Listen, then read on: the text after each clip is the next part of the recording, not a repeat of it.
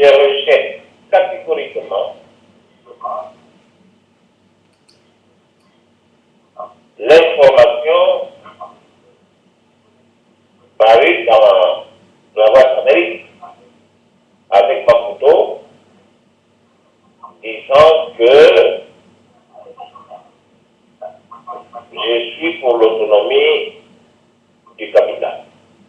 Je n'ai jamais fait une telle déclaration. J'ai toujours exigé aux autorités angolaises de s'asseoir autour de la table avec les partis politiques candidats.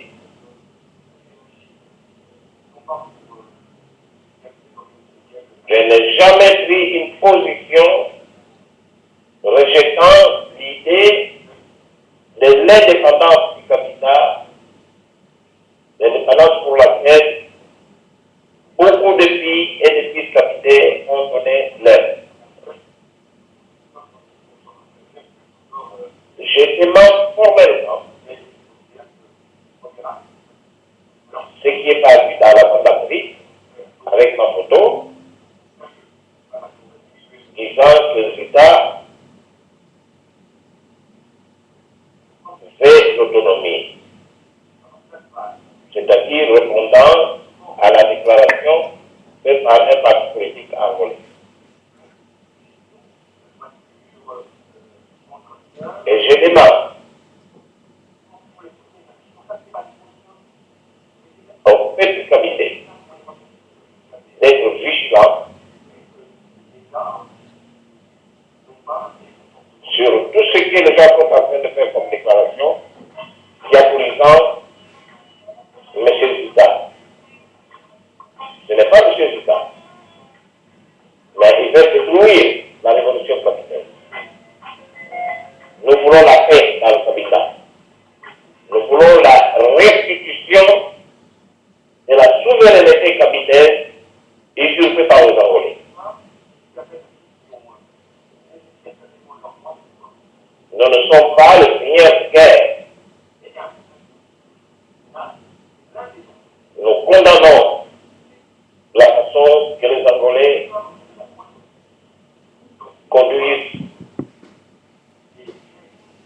la lutte contre le peuple capitaine avec des armes. Et je considère cela comme une nouvelle forme d'esclavage. C'est-à-dire que nous sommes des esclaves, nos capitaines, des Angolais. Et c'est le colonialisme. On nous parle des écoles, on va construire des écoles, on va construire le port.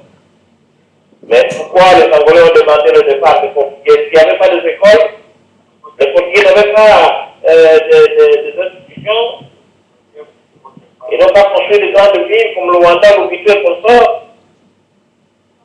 Mais les Angolais ont demandé le départ des autorités portugaises du territoire angolais.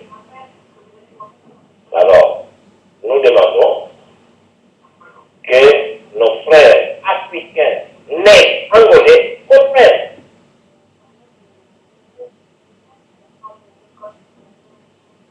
que nous, comités, l'héritage que nous voudrons laisser à nos enfants, c'est la souveraineté. Et nous ne voulons pas les laisser dans l'esclavage. Si c'est pour le pétrole, nous disons bien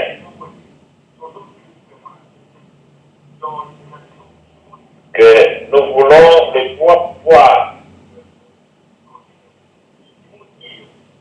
législatifs, exécutifs et judiciaires dans le territoire du Cabinda avec son drapeau. Et si les Angolais auront besoin des richesses qui se trouvent au Cabinda, cela pourrait se passer par des accords qui pourront être signés entre Angolais et Cabindais. En toute liberté.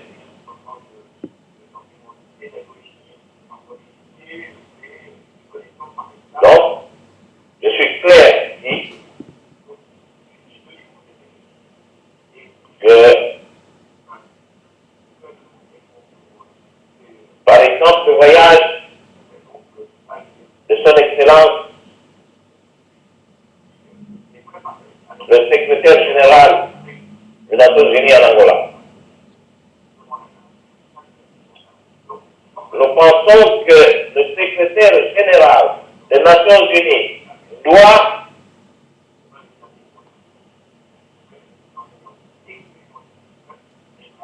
demander à tous ceux qui doivent faire d'autres choses pour la paix en Afrique et au Cabinda. J'ai dit que les Angolais acceptent de s'asseoir autour de la table avec les partis politiques cabinés. Le territoire du Cabinda n'a pas de frontière commune avec l'Angola. Le Cabinda, c'était un protectorat portugais. L'histoire le dit bien.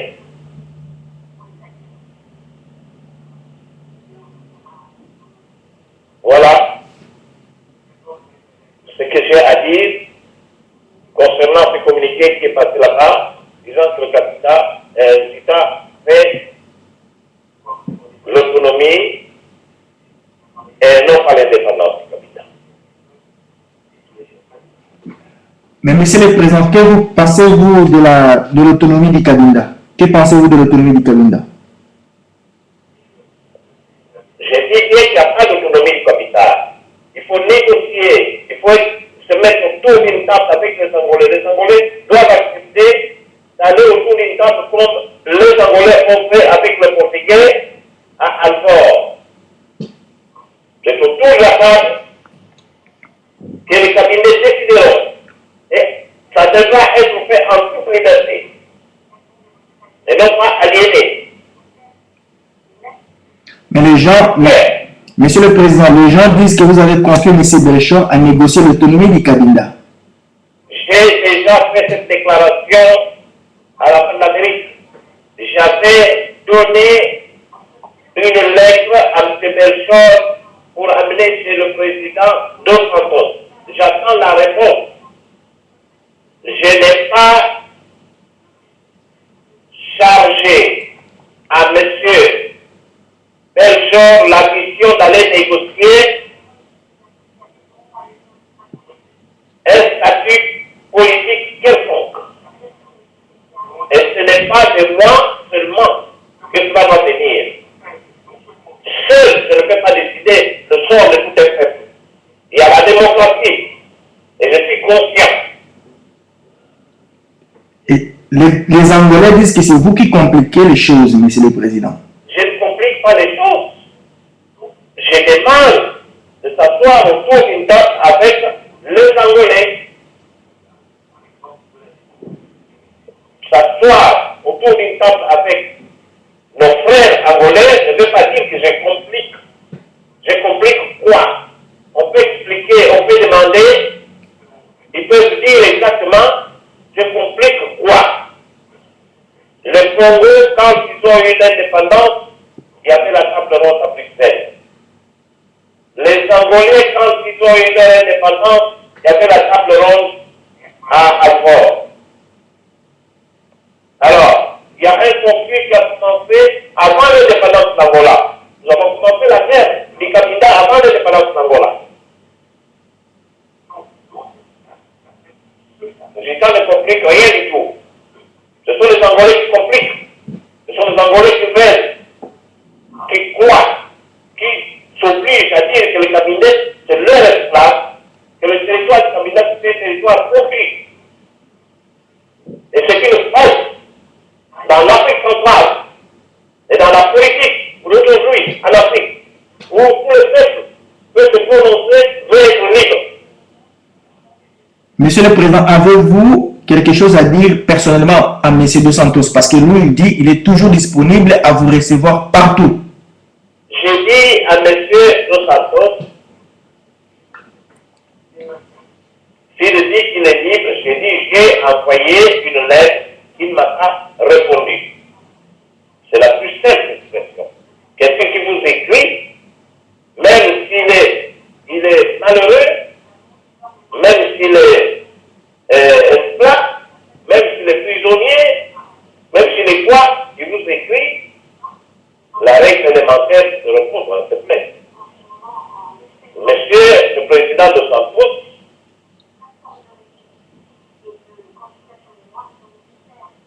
s'il est vraiment pour la paix, il forme une délégation, il me dit qu'il est prêt à négocier. Mais alors, les deux délégations camerounaises et délégations angolaises vont se rencontrer à Bruxelles, par exemple, à Lisbonne ou à Paris pour négocier. C'est ce que je dis. Ce n'est pas le président de Santos. J'ai dit le président de Santos. Mais c'est dans mon message de fin d'année, j'ai dit que le président de Santos est mal conseillé par ses généraux. Casa militaire. Ça, c'est la cimetière de toutes les bonnes questions que Dos Santos peut résoudre, qui ne lui arrive jamais. Quand ça arrive dans ces cases militaires, ces militaires la font n'importe quoi et tout tombe au nom de Dos Santos. Je ne dis pas que M. Dos Santos, c'est un frère, n'est-ce pas? Mais je crois bien qu'il y a beaucoup de problèmes qui ne lui arrivent pas. Ça s'arrête dans cadre militaire. Alors ce sont des militaires qui font leur commerce en tuant les gens des cabinets, on les rappe au Congo-Brazzaville, on va les tuer dans les frontières. Donc ça ne peut pas envoyer un militaire dans les terres de telle histoire. Vous comprenez? Je pense pas. Là, vous défendez M. Dos Santos, M. le Président. Je ne pense pas. Mais je dis que je ne peux pas lui donner tort.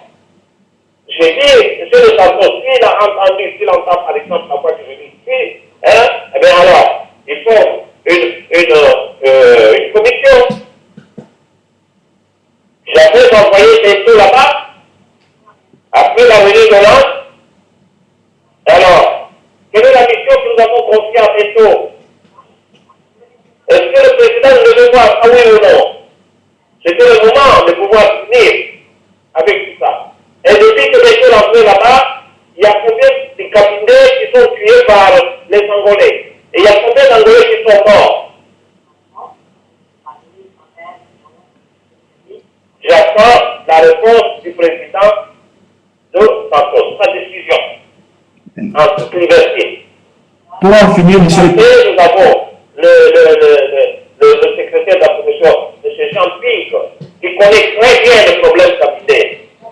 Parce que le président Congo, de fait, a bien voulu régler ces problèmes-là pacifiquement en organisant une réunion intercabillaire à Libreville. À cette époque-là, M. Jean-Pierre était le ministre des Affaires étrangères. Donc il a pris le dossier en main. Et j'aimerais bien solliciter l'appui du président de la commission, qui est M. Jean-Pierre, demander son intervention auprès de José Eduardo Dos Santos pour que nous puissions trouver une solution pacifique. Et d'ailleurs, s'il faut, je pourrais organiser qu'une commission du fleuve aille voir son Excellence Jean-Pierre pour lui exposer de vive voix le souffrance du peuple capitaine et le désir du peuple capitaine d'aller autour d'une table avec les Angolais. Voilà ce que j'ai à vous dire. Merci beaucoup, Monsieur le Président. Juste une dernière question. Vous avez suivi le rapatriement forcé des réfugiés camerounais dans le D-Congo. Vous avez quelque chose à dire là-dessus? Mais pourquoi le rapatriement forcé? Pourquoi? À Genève, il y a le haut commissariat pour les réfugiés, mais le rapatriement forcé,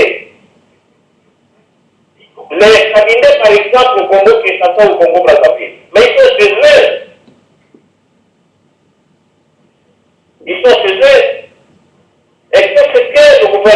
Congolais à préparer du bien pour recevoir ces réfugiés-là, le retour de ces gens-là dans leur pays. Ils veulent rentrer dans la misère comme ceux qui sont là-bas. Il ne faut pas dire qu'il y a des bonnes routes, il y a des bonnes écoles, il y a ceci, il y a cela. C'est l'aspect que nous voulons, nous habiter. Nous voulons la souveraineté capitale restituée.